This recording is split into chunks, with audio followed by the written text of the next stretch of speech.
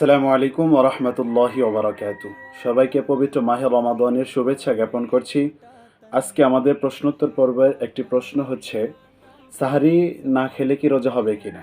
যদি কোনো কারণবশত কেউ সাহারির সময় উঠতে না পারে, সাহারি খেতে না পারে, তাহলে রোজা হবে কিনা? এ ব্যাপারে আজকে আমরা অল্প সময় আলোকপাত করব। এর উত্তর হচ্ছে ফুকাহে কেরামগণ আ লিখেছেন যে সাহারি খাওয়া এটা একটা সুন্নতি আমল। রাসূলুল্লাহ সাল্লাল্লাহু আলাইহি ওয়াসাল্লাম সাহারি খাওয়ার জন্য আদেশ করেছেন। এটা একটি সুন্নত আমল। তথাপিও যদি কোনো ব্যক্তি সাহারি না খায়, সাহারি না খেয়েও রোজা রাখলে রোজা হবে ইনশাআল্লাহ।